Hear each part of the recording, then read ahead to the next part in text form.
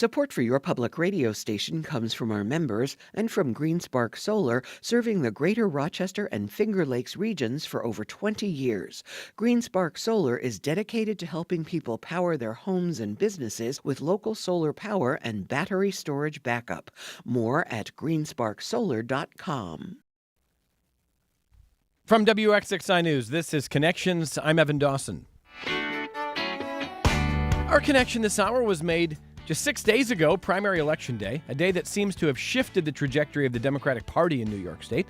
The former governor, Andrew Cuomo, made a bid for New York City mayor, and he got beat badly by a member of the New York State Assembly, Zohran Mamdani.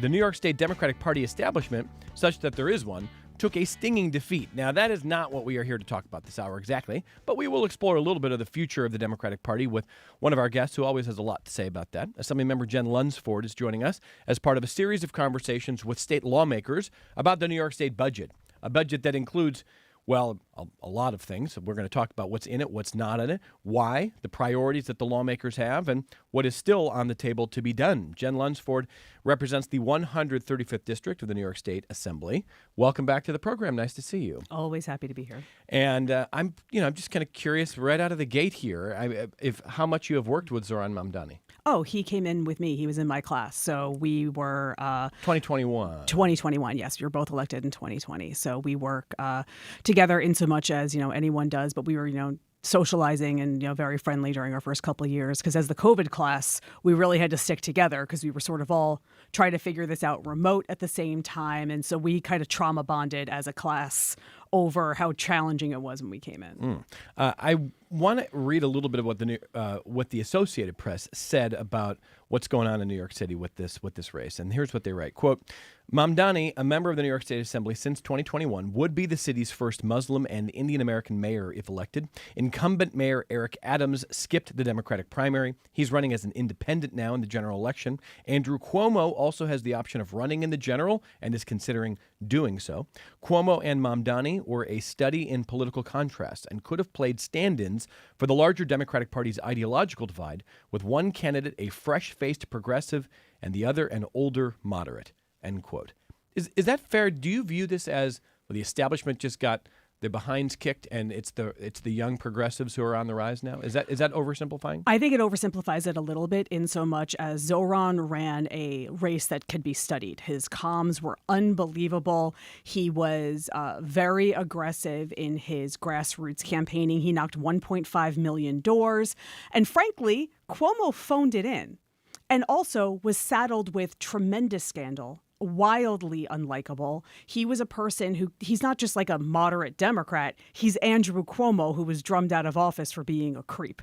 I really don't know that this is a broader commentary on the party at whole. Like, can you look at the New York City Democratic primary for mayor and say this is predictive of what can happen congressionally in Dade County? I don't know what you can, but Zohran ran an incredible race and I think really touched on issues that matter to people. An interesting analysis I saw recently was that the youth voter turnout was enormous. The 18 to 24 cohort was the largest single voting demographic in that race, and that is not something that we see. And I say this to young people all the time. If you guys voted, you tipped the scales. And I think this is more illustrative of that fact than of anything from a broader messaging perspective. No, I think that's a really interesting analysis. And you say that Cuomo was very unlikable. Unlikable to you? Oh, yes. Okay. But I think also unlikable. I mean, I signed a letter asking him to resign. I know. So you hadn't changed your mind on him? I have not, no. Did you have a rooting interest in the New York City mayor's race? No. I mean, it was a very broad field. I kind of let New York City do what New York City wants to do. I was not a fan of Cuomo. I don't think he should have run again. I think he's saddled with tremendous baggage as a candidate, but also he's a bully. And I don't want to have to deal with him as mayor. I think that he would be challenging to work with. Yeah, so one other point on this before we shift to the state budget. And the reason it matters is, I mean, the mayor of New York City, I mean, you're the leader of, how many people are in New York City? 8.8, I think. Yeah, million. like 8 or 9 million people. I mean, it's a lot. And so there's also been a lot of talk, and Senator Kirsten Gillibrand recently clarified some remarks. During a radio interview last Thursday, Senator Gillibrand appeared to suggest that Zohran Mamdani had condoned global jihad, and her office now tells Rolling Stone that she misspoke, but the senator is concerned about comments Mamdani has made about Israel and Palestine and their concerns. Senator Gillibrand basically said a lot of her Jewish constituents are worried about this. Are you worried? Zoran certainly was very vocal about his feelings about Israel. He hosted the Not on Our Dime Act, which would disinvest from not-for-profits that do work in Israel. I think that people for whom that is a major issue absolutely have a right to ask for answers from him, because he used some very, very strong language. Now, while New York City is the second largest Jewish population in the world, I don't know how much influence they actually have over Israel and Gaza. So does it really matter all that much? That's a question for New Yorkers. This is the New York City mayor. But certainly, Zoran, I've watched him over the last year trying to put some words back in his mouth that he said. And the bill on disinvest, where were you on that bill? Oh, I oppose that bill. I don't think we should be disinvesting from not-for-profits in general, but also my issue with that particular bill was the not-for-profits that would have been denied resources also do humanitarian work in Gaza. They also help Palestinians. And I have some issues with bills that single out Israel, because there's lots of countries that commit humanitarian crimes and who are hurtful towards groups of people. And unless you're going to include all of those countries, I have some questions about why you singled out Israel. All right, we're talking to Jen Lunsford, a New York State Assembly member from District Number 135. Typically, when we sit down post-budget, I'm curious to know if lawmakers have a one big thing from this budget. Was there a one big thing for you from this? So there certainly was one big thing. And I would say that was finally paying down the unemployment insurance loan. This is a little wonky, so people will bear with me for a second. During COVID, we used 30 years of unemployment benefits in a year. And in doing so, we had to take out a loan from the federal government to cover our costs on that. We had a $10 billion loan, and many other states, which had much smaller loans, they weren't hit as bad as New York was, they used a lot of their ARPA funds to pay that loan down. We didn't. We invested in communities and programs with our ARPA funds. So we had this loan hanging over our head. And while we were chipping away at it, and while we tried to insulate businesses as much as possible, the parameters of that loan required that they be paid back by a surcharge on unemployment. So all of our businesses, particularly our small businesses, saw their unemployment insurance rates skyrocket. Over the last few years, we have been paying off the interest to try to keep that controlled. But this year, we finally paid off that entire loan. We decided to make an $8 billion one-shot payment. And the reason we did that was not just to get that monkey off our back and, reduce some leverage that this federal government has over us and to alleviate the burden on our small businesses. But it looks like we may be heading towards the economic R word that I try not to say. And if we end up with more unemployment and need to take out another loan, if we have an existing loan, we do not benefit from a 2-year interest-free grace period. So economically, it just made sense to pay this loan off so that if we do have to take out another loan, we can benefit from that interest-free period. So this is just doing state business well, even when it's hard? Is that kind of correct? This was taking money from our reserves, which I know that the governor is very precious about our reserves. We have enormous reserves in New York. I think from having seen some bad things happen. But we had reserves over $20 billion. I think this was a good use of our reserve funding. It's like having money in your savings account while you have a high interest loan. It doesn't make sense to keep saving that money when you can pay down the loan. Okay, so that is one of the headlines for you. Now, I'm going to ask you about a bunch of things that have been reported on. But listeners, if there's things that you want to talk about with Assemblymember Jen Lunsford, you can do that as well. And there's different ways you can do that. You can call the program toll free, 844-295-TALK. It's 844-295-8255. 263-WXXI if you call from Rochester, 263-9994. You can email the program, connections@wxxi.org. And I got an email before the program began. And here you go. Charles has heard you on this program, especially in the last year.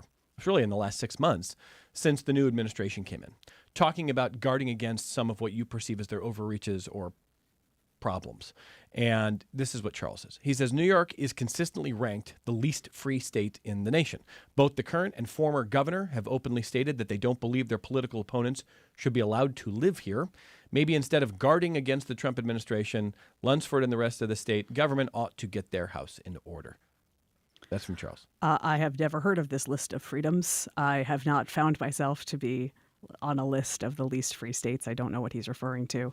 I honestly, I don't either. I mean, maybe that there are different metrics out there, and I'm open to seeing what that is. And I also have never heard the governor saying that her political opponents can't live here. I guess I I'm think confused by the question. I think when Cuomo was governor, he made some flippant remarks about political opponents, like, if they don't like it, they should leave or they shouldn't be here. I mean, I think I'm paraphrasing correctly. I will correct it as fast as I can if I'm not remembering correctly.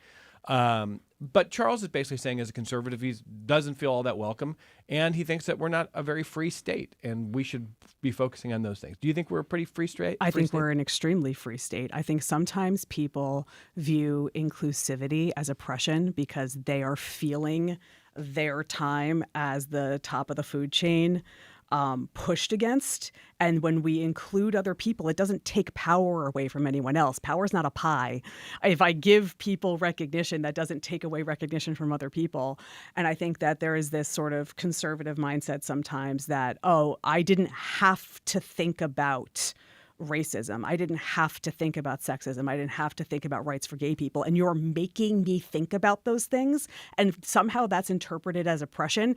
It's not. These other people have always lived here, and they have always deserved a place in our society. And I think the fact that we are finding ways to make sure people aren't discriminated against or that they feel safe in public spaces is a form of freedom, even if some people don't like that. I can't speak for all progressives, all conservatives, all anything, but I think some conservatives would say, no, you're misrepresenting. This has gone too far in different ways. It's not wanting to recognize existence. It's certain things have gone too far in their view. What do you think? Well, considering the Supreme Court just came down and said that parents can opt out of their kids reading books that feature LGBTQ characters, not sex ed, not books about mechanics of sexual relations, just that, like, let's say there's a book called Harriet Gets Carried Away where there's two dads. They're a very small part of the story. Harriet is the main character. She just happens to have two dads and they're at a party store. That someone could opt out of their kid reading that book because it features two dads, that is about existence. And this was a case in the Massachusetts Supreme Court in the early 2000s where Massachusetts said you are not allowed to deny your child access to the knowledge that people exist. And the Supreme Court has just said that that's what people can do. So I think we are talking about whether people can exist in society and be free to love who they love and marry who they want and live their lives as any other citizen. So until this federal government stops trying to roll back the clock on people's rights, I'm going to have to stand strong and say that I will always protect people's rights to be free in our state. When the Roe overturning happened, if you read some of the justices' language, they're signaling pretty hard at Obergefell and those kinds of decisions on equal marriage and other things. Is it your expectation that state government will continue to have to play an important role in, I don't know if the term guarding against is the right, how do you see that? And do you expect more coming from the federal government, from the Supreme Court, et cetera? So the argument has been that they're going to return these rights to the states, that states are going to be able to make these individual decisions. However, we know that there are justices that have personal beliefs and that there are members of Congress that have personal beliefs where they think the federal government should outlaw abortion. They think the federal government should outlaw gay marriage. So I'm not even confident that given certain decisions, the states will be able to stand against it. We have done everything we can in New York to protect these rights between Prop 1, the Reproductive Health Act, GENDA, all sorts of laws we passed years and years ago to try to make sure that no matter what happens at the federal government, we have done everything we can to ensure that New Yorkers have their rights protected and we're not rolling back the clock. But I am not confident, especially after this most recent docket that came down last week out of the Supreme Court, what we're going to see. Talking to Jen Lunsford, a member of the New York State Assembly. And hold on a second here. Sorry about this. I've been off for a week, and I don't even know how to operate anything here. Mike just wants to know, why is the assembly member able to be more blunt than many of your colleagues? That's an interesting question. That's probably a mental illness. But I think it is a function of my sort of overall governing philosophy, which is one of radical honesty. I am very blunt and very forthcoming with the way things work internally. And I hope that when people come to my office and I work with advocates, that they trust that I'm telling them the truth, and that when I say I can stand for something, I can, and that when I have issues, they're going to know I have issues. And that I think government works better when everyone knows the rules and everyone understands the context. So does that make my job a little more annoying? Yeah. I've taught plenty of people to advocate better to me and been hoisted on my own petard. But I think a lot of other people choose sort of the path of least resistance, which is placating people. I choose to educate, and it's really just a difference in philosophy. There's this idea, though, that it's better just to be safer and to do things the old way. I mean, you talked about like the I think you said like Cuomo like phoned it in this primary. His ads were looked like they're from like the 90s. It was like, because he's from the 90s. It was like, do you know who Zoran Mamdani is? Like, be very careful. Like, he's very bad. And it was like, like everything was very gray and dark in these ads. Like Mamdani's out there just like on TikTok, like talking to people on the street, like what do you need out of your state government? I mean, it was like totally different. I really think there's something to be said of younger politicians as well. A lot of people in my class using building language as opposed to destruction language. Tell me more about that. So I always try to talk about what I bring, what we need. I love my state and I love my community. I wouldn't do this job if I didn't come from a place of love and wanting it to be better. So the idea that I would tell everyone how terrible my state is and how terrible my community is doesn't make any sense. Like when you get these fundraising emails that are like, we're doomed. Why would I give you money if you're doomed? That doesn't make any sense to me. Because you're going to undoom us. So I feel like I talk, and I think Zoran does this. A number of my colleagues do this. We talk about government being better and our services being better instead of the danger we're protecting you against. And I think this is something we can talk about federally. A lot of people are running for Senate and Congress on the Trump is so dangerous, we have to stop him. And that's important.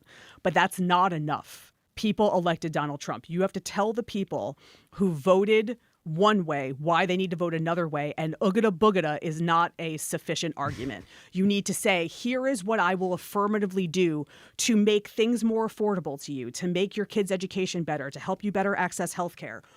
People need things to be easier than they are now, and you can choose to speak about that in positive terms or negative terms, and I think people respond better to positive terms. And so what is an example when you look at this new presidential administration, and you have constituents who have been concerned about Medicaid. You have constituents who are concerned about healthcare costs, whether they're going to have insurance, whether they're going to have a job. What are things that you can constructively say that go beyond the Trump administration, in your view, is doing bad things and we should guard against it? What's the constructive version of that? So we can talk about how here in New York State, we've done a lot of things around access to healthcare. In the last year, we have removed copays for insulin. We passed a bill about removing copays for EpiPens. We have a very robust essential plan here, and one of the reasons that this so-called big beautiful bill will be so harmful to New York, stripping what looks like $13 billion out of it, is because we have such a robust essential plan that provides health care to people who otherwise wouldn't access that. And that creates healthier New Yorkers. The ecosystem of healthcare is very, very fragile. And what the federal government is doing is taking the foundation out of our hospital system to give tax cuts to billionaires. And I try to talk to people about impact. Sometimes we talk about Medicaid like, oh, don't you care about our most vulnerable? Don't you care about the seniors? Don't you care about the children? But I'm going to tell you, your private health insurance and your elective shoulder replacement are going to take longer if Medicaid is cut, because our hospitals will become overburdened, ORs will close, elective surgeries will not be available, rural hospitals will shut down their EDs. You will have a lot of pressure at RRH and Strong. You go to the emergency room without a heart attack because you say, you have a cut or you think you broke a bone. Expect to sit there for 3 times as long. This is going to affect you. So let's talk about what we can do to better address that and how this is going to hurt you as a person, not just about generally how we should try to protect all people, which is important. So when your political opponents talk about insulin or wiping out copays for EpiPens or other kinds of support for healthcare services as being too expensive, you seem to be pointing downstream saying, look at the results. I mean, is that the counter argument that absolutely that your way is actually can be cost saving in the future? It is very challenging for government in general to understand that spending money today costs less tomorrow. And if we invest in healthier New Yorkers, the entire system saves money. Early intervention is a great example of this. I talk about early intervention on this show, I think, every single time I'm here. That's services for children 0 to 3 who aren't meeting their milestones. It's mandated to be paid by the counties through Medicaid dollars. We don't have a system that can support the need because we have a lack of providers. We do a lot of work around trying to raise rates. I've done a lot of work personally. That's a separate conversation. But children who receive early intervention services for things like speech or physical therapy or occupational therapy end up not needing as many services later. 2 out of 5 kids who get early intervention never need special education services. And that is a net savings to our school districts, to our taxpayers who pay school taxes. If we spend the money up front, not only do we create healthier children, which should be enough of a goal, and ensure that children are meeting their milestones and going to become thriving, contributing members of society, but we save money. And when you do things like say, our Medicaid rolls are bloated. All right, so when you take those people off Medicaid, they're not going to go get private insurance. They're just going to be uninsured, which means that their tooth abscess is going to end up in the emergency room where they have an infection. They end up costing the system more. They lose their job. It just doesn't make economic sense.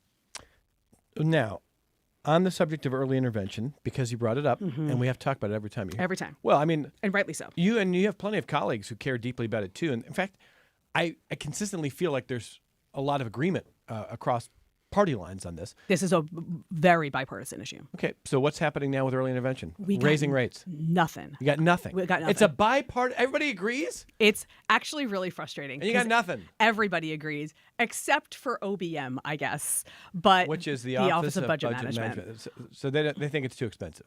The reality is that we didn't have the push this year around a rate increase because we passed a study bill last year, and we're kind of waiting for that study to roll out to tell us how much we really need. We've sort of been asking for 11% for a few years now to the point where I'm like, it can't still be 11%. That we've been asking for 11% for too long. But doing things around local initiatives to try to offset some of the costs Medicaid can't pay for, like, for example, I've been in talks with the county about trying to create a pilot of some sort to pay for things like documentation time and travel time because Medicaid can't cover that. And because it's fee for service, let's say you are a provider and you live in Fairport and you have a client and they live in Greece. You drive from Fairport to Greece. You can't bill the time in the car. You get there, you knock on the door and they're not there. Now you get paid nothing. Or you perform the service and then you spend 20 minutes writing up your, mandated documentation of that visit. That documentation time isn't covered. That same person can go work for a school district and make more money. So we need to fix that system. Some of it is, limitations on federal Medicaid, but we really need to invest in the system. When you talk about OBM like it's like this murky thing staffed by like AI or something, and that's just people running numbers, right? And they think it's this true. is too expensive? I mean, they are the AI of people. I love Blake Washington is a great guy. I know him really well. He was our Ways and Means counsel. I could call him up right now and be like, how much did we spend on library funding in 2017? And he would just generate it. So the AI of people is a compliment? I guess. I mean, he knows a lot of stuff. But yeah, it's they have a job, and that is to keep our coffers full and ensure that we can meet our debts and pay our bills, and I recognize that. Anything around Medicaid, especially this year, was very challenging to pass because we were expecting some cuts. Yeah. These cuts are far deeper than we were expecting. That's not what Republicans in Washington say. Well, they Haven't been listening to any of their locals either, because the red states are getting it even worse than we are per capita. The red states all rely on Medicaid more so than we do.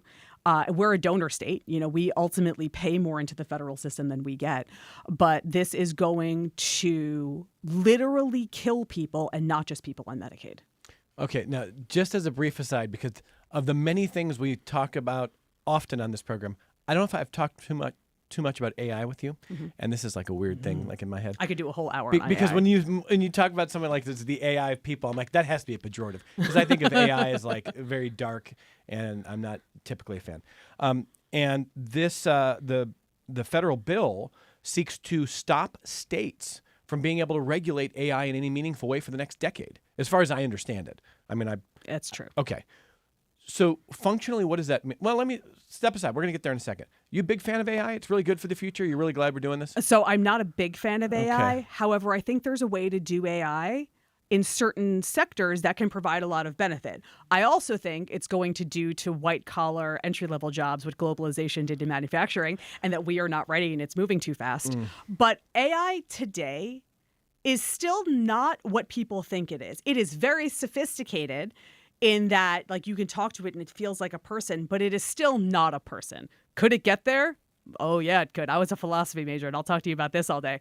But we're not there yet. It's a very sophisticated Boolean search. It's a natural language interface that is replicating the feeling of talking to a person. But for example, like, I went into ChatGPT, and just for fun, let's see, who's Jen Lunsford? And it was way wrong. It said, was wrong? Way wrong. It said that I took over Harry's job when Harry took over Joe Morelli's, which is like actually like impossible from a districting perspective.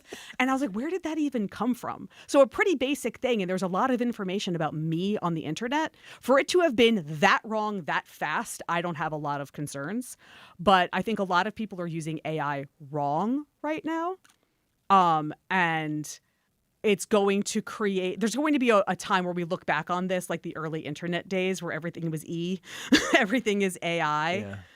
But someday radiologists are going to be better at their jobs. For sure. We're going to be better at predicting traffic patterns.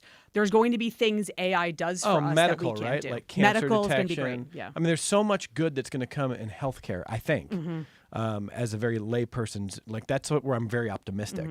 I'm worried about the future of jobs for my kids. Yes. I'm worried about how we value workers and what we incentivize companies to do with AI. Elon Musk said that AI is going to solve $1 trillion problem, and he never said what the problem is. The problem's humans. The problem is wages. The $1 trillion problem that AI is going to solve, and Elon Musk said, is wages. But, I mean, this is going to put us in a position where maybe UBI is a thing we really need to talk about. And, the future that I was promised was that I was going to get to, make art and write poetry while AI did my laundry. And it seems to be the opposite. Exactly. How do we flip this? I don't need AI to write my poetry. I need AI to do my laundry. Not. I don't need another AI song. Like, I like songs by people. The energy consumption of AI is actually the thing I'm most concerned about. I saw a meme about this the other day, but like I'm getting, texts from RG&E being like, oh, your electricity consumption is higher. And I'm like, well, yeah, it's 90 degrees out. Turn down your air conditioning. And I was like, well, AI is generating pictures of, Allen Iverson reading the Bible for some reason. So maybe it doesn't do that, and I don't have to turn down my air conditioning.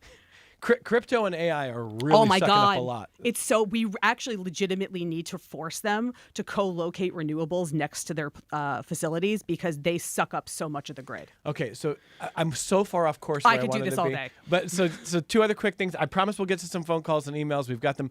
Let me just type a couple of points here.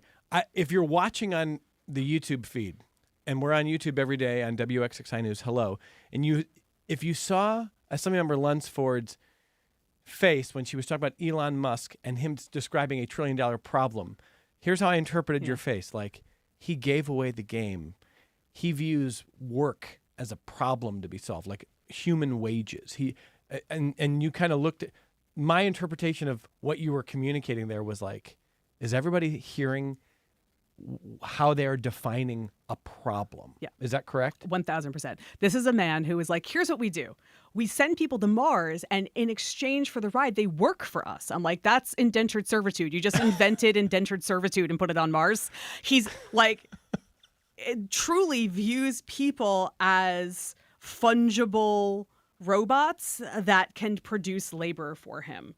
And so Elon Musk is just the one we know the name of. There's a lot of these guys, and they're in positions of power, and they are trading humanity for dollars every single day. So what does this bill mean then? Are you unable, as a state lawmaker, to draft legislation that seeks to impose any kind of limitations on what AI is doing? I would need to see what the final language looked like, and I guarantee you there will be lawsuits. But I mean, the federal government does put a floor on things we can and cannot do. Sure. Yeah. However, there's also police powers, constitutional police powers that are limited to the states. And I don't know, without seeing the language and really doing an analysis of like where it sits in what chapters, whether this is something they could do.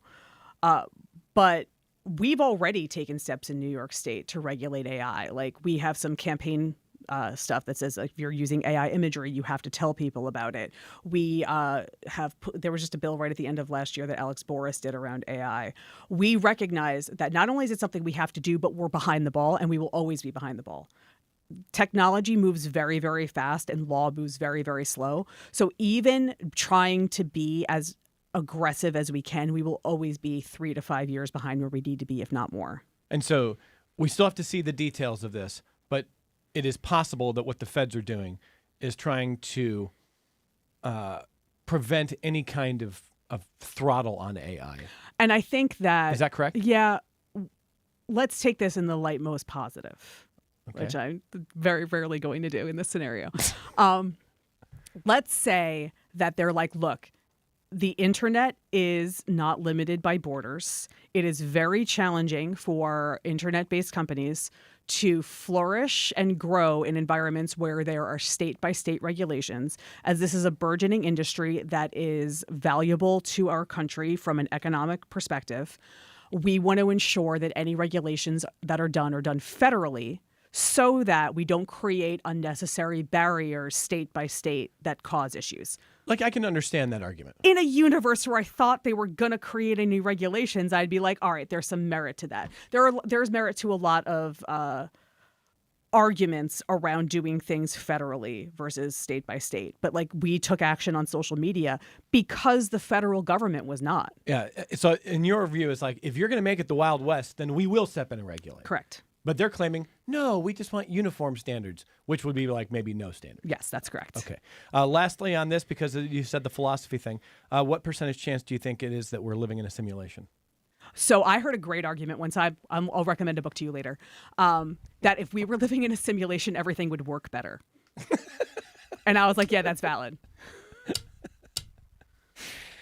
So not a very good chance. No. No, you're not buying it. It'd be a really mean simulation if it was. Oh, yeah. But there's a lot of things that are really mean. Yeah. I mean, like we can get into the spiritualism of like, or just how people who are deeply religious feel about childhood cancer. I mean, like, it's tough. But like, if it was a simulation, streetlights wouldn't go out. Why would there just be one streetlight out? Well, but not everything works perfectly. Just because they figured out how to create like a complicated simulation doesn't mean the lights all work. Why do my feet hurt all the time? That I cannot help you with. We're going to take a break. We're going to come back. We've got phone calls.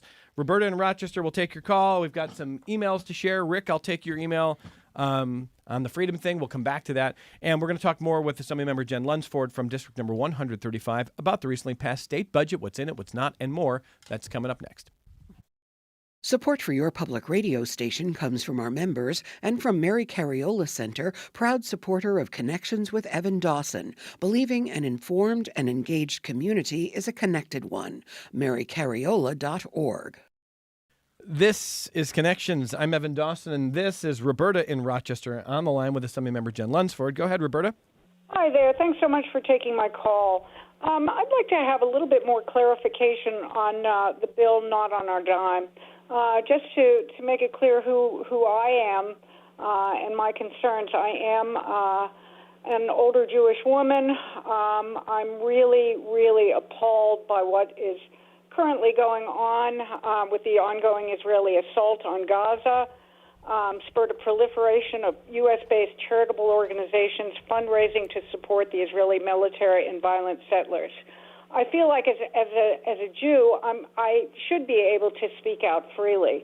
I feel as a Jew, when I've been taught to raise tikkun olam, the idea of trying to heal the world, that it isn't our place in this country to be sending billions of dollars to Israel so that they can go and blast away at their neighbors.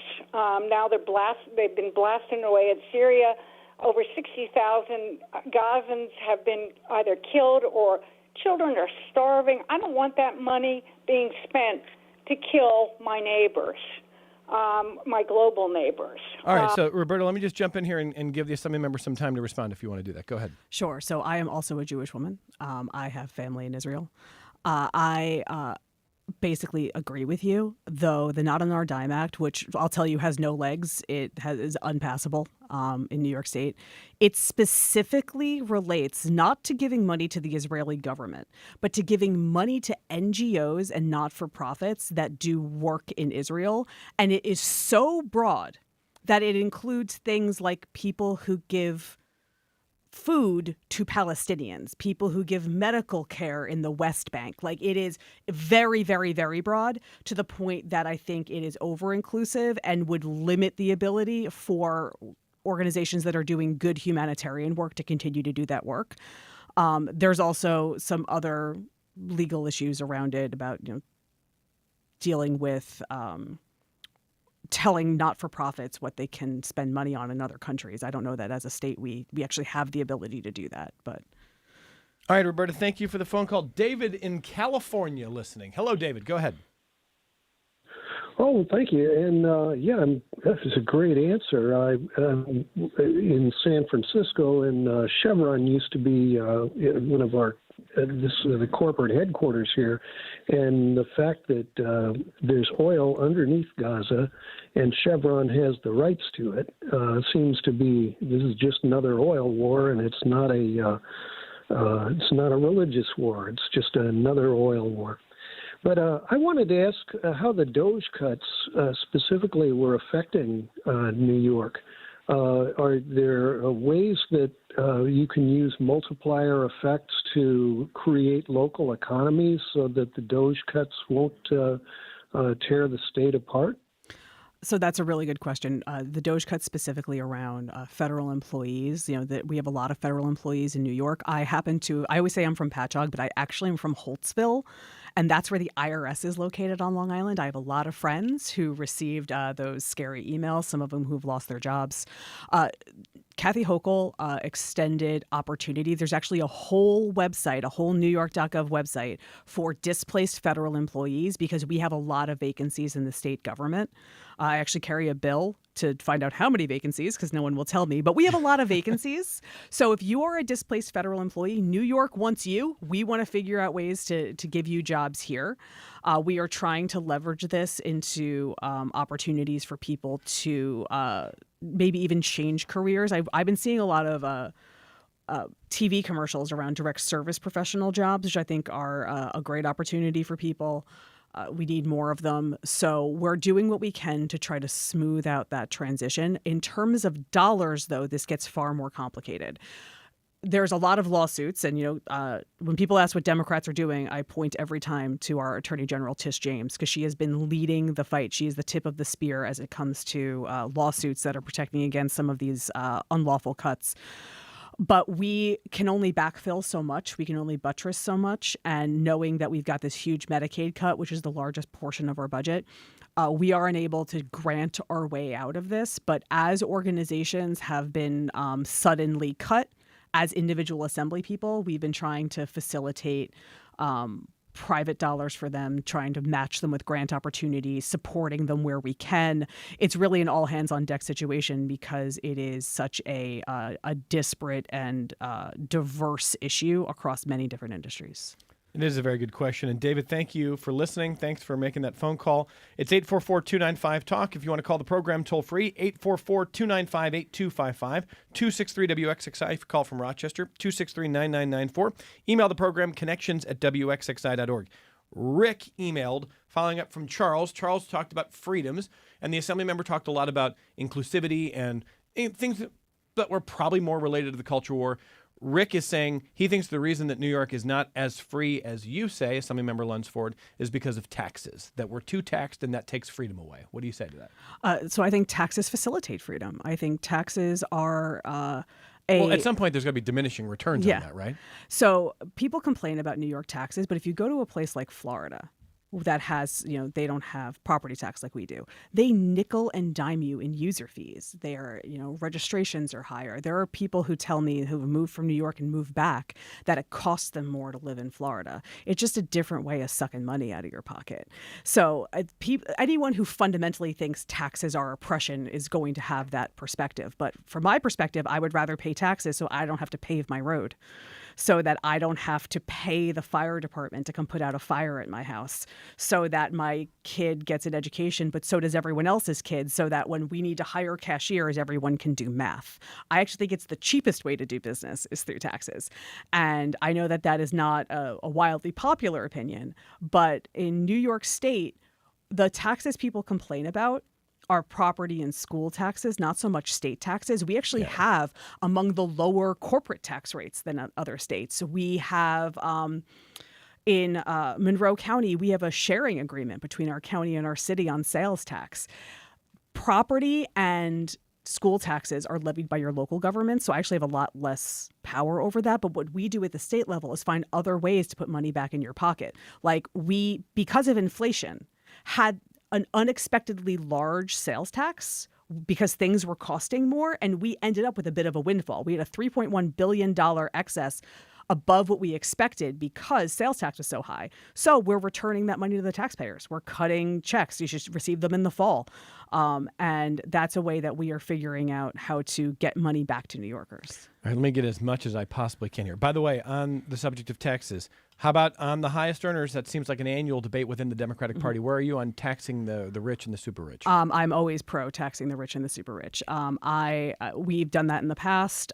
In New York, we do have among the higher tax rates for the super wealthy, $5 million and above. I support $1 million and above, and we're talking about annual income too. These are people who earn $1 million a year. There are some progressive tax bills that start increasing our tax brackets at $323,000 a year.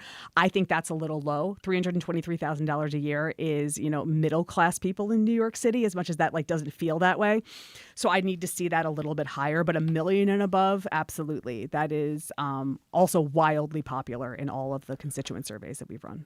A lot to get to here. Our colleague Noelle Evans has reported on the fact that you are a co-sponsor on a recently passed bill that adds warning labels to social media platforms. Yes. If signed into law, social media companies would be required to include a label highlighting the negative mental health effects of excessive use of apps that use features designed to keep people engaged.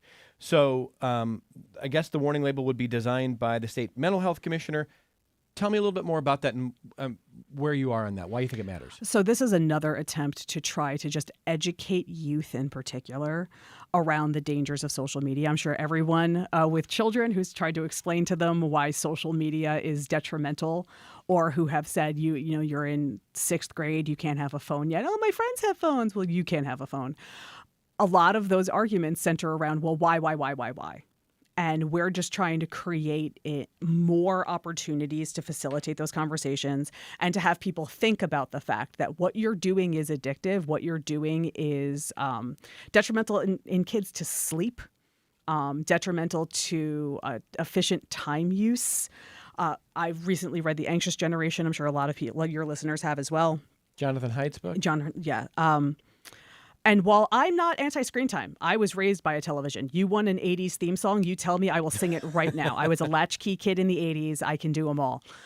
But it's when those screens replace physical activity or replace social interaction that we really start to see these detriments. And especially in teens, the addictive feeder, the dopamine release of the next thing, the next thing, the next thing. I myself am guilty of being up too late, just continuing to watch people make art on Instagram. I love watching someone make art. It's very soothing. But I should have been asleep an hour ago instead of doing this. Okay. So is this going to pass? Where is this? It was, I believe it passed both houses, Okay. and I have no idea where the governor is on it, but I have every expectation it'll pass. She's been pretty aggressive on these issues. So how quickly will we see a rollout of actual warning labels? It's hard to say. When we deliver bills to the governor, we tend to deliver them in batches. And sometimes there's a delay because we're having conversations. But also, as a legislature, we pass the majority of our bills in the last month. The governor only has 10 days from the day they're delivered to sign them. If we delivered them as we did them, she would be literally buried in bills for the month of June. But even if she signed this today, how quickly could we see actual social media warning labels? That seems pretty complicated. I do not know what the effective date on this Okay. is or how long the rollout is, but I imagine it's probably a pretty lengthy amount of time because they'd have to develop it and then instigate it. If there was a chapter amendment on this, which is what happens when the governor negotiates a change, I think that it would probably be on the effective date, if anything. I'm not supposed to talk about my opinions, but I just want to say, like, even just watching kids play Pokemon Go, you get points for streaks, daily streaks. You have to do something every day. They know how to incentivize you to be on every day. Yep. And they know how to get in your brain and make that dopamine hit get satisfied. My 8-year-old ADHD son, I just have to do my daily task. I just have to do my one. The dailies. Yes. And it's really tough when you're an adult. Now imagine when you're a kid. So I got him on understand that Duolingo, though, so that his daily thing he needs to do. That's a pretty good one. Yeah. The Duo? There you go. And actually, they have chess now, and he's been doing chess, and he's really liking it. Oh, man. Don't make me like the dailies. I also want to ask you, just in full transparency, I think listeners by now know that WXXI is facing a $1.2 million cut from the federal government with the Corporation for Public Broadcasting and some of the efforts that have been going on to gut public media funding. And that's not the majority of our budget, but it certainly matters. New York State has stepped in with, I think, $4 million to be shared across public media across state. I actually don't even know what the number would be coming in here. It's not $1.2 million. But I want to just ask you a little bit about your position on that and why you think the state should or shouldn't step in that regard. So I want the state to be able to step in wherever we can to help offset some of the damage we're seeing from the federal government. Obviously, we can't step in every situation. But when it came to public radio is a resource for people. It is one of the most trusted news sources. It provides educational access to children, particularly low-income children, particularly children who are non-native English speakers. The public benefit of public radio is so vast that it actually offsets things that are otherwise a government purpose. Especially, we were members when my son was little to access all of the wonderful online resources that, just XXI has. This is not meant to be a commercial for XXI, but you're Good. my local affiliate. So I think that there's a lot of value in the state buttressing public radio and public news, especially with an administration that is so affirmatively, aggressively against independent news sources. A presidential administration? Yes. To ensure that we are protecting our journalists wherever we can as well. Now, I don't want to be like, this is the lightning round, but we've got 3 minutes left. Yeah, go. So you ready? Expanded child tax credit? Yes. It didn't go as far as we would have liked. Like Sarah Clark has her milk bill that is a little bit more of that's really more of a baby bucks issue. But I do think creating a credit up to $1,000 is going to be a meaningful impact for a lot of families. Okay. That's probably a whole separate conversation, which we're going to try to do soon so everybody understands what's happening federally, what's happening at state. Inflation relief checks? Yeah, so Is this happening? It is happening, and I'll tell you, we pulled it in our constituent survey. People want their money back. Could we have used $3.1 billion for other things? We could have, but this is the people's money. They spent it on sales tax, and we will give it back to them because it was a windfall to us. So how are we getting the money back? What's it going to There's going to be direct checks to people when you file. There's different parameters. Families making, I think it's, I should have those numbers in front of me. You can Google it. But it's next year when you file your taxes? No, it'll be this fall. This fall. It'll be premised off this year's taxes. Oh, and okay. you should receive them this fall. Right around the same time you get your STAR check if you qualify for STAR. As we get closer to that, I'm sure we'll have a conversation on the program about that. The governor touted free school meals. What do you think? I'm very, very happy that we're going to do universal school meals. This is something that we did for a lot of the state last year, but we were able to roll out to all schools this year to create better equity as long as you participate in the federal lunch program, which, like, for example, right now Pittsford does not participate in the federal lunch program. So they have a very short window of time to sign up. And if your district doesn't participate and you're interested, you should let them know that you want them to sign up. They have until someday in July. Are there a lot of districts on that list? No. Just probably the higher income districts? The only district I am personally aware of is Pittsford in my area. Okay. And lastly, on childcare, again, that's its own conversation. It's something you've been working on for years. Childcare affordability, how's the state doing? What's in this budget? So one of the things we did put in this budget was a enhancement for our subsidy program because New York City over-enrolled. So they were about $1 billion in the hole because our program was so very successful and so widely needed that they actually ran out of funding and had to close the rolls. So to help them open back up, we gave them some money. We also spread some money around the rest of the state to help bolster that. But I think the fact that the program was over-enrolled is a testament to just how many families need to take advantage of what are really sizable subsidies for childcare. And you really don't think we're living in a simulation? Not right now. I mean, again, I have like plantar fasciitis in one of my feet. I feel like that wouldn't be in the simulation. I think they could build that in. I think that the aliens are good enough to do that. Why would they need to? For the comedy of it. Oh, I guess like you're just fine. If that you think they're funny, you think robots have a sense I of actually humor? don't think we're living in a simulation, but I just wouldn't put it past. I'm watching a show called Resident Alien, and it's messing with my brain. I want to thank you for taking the time to come in here. Thank you very much. Happy to do it. Thank you for answering our questions and our listeners. That's Assemblymember Jen Lunsford. It's part of our series of conversations with state lawmakers talking about the recently passed New York State budget. We've got more connections coming up in a moment.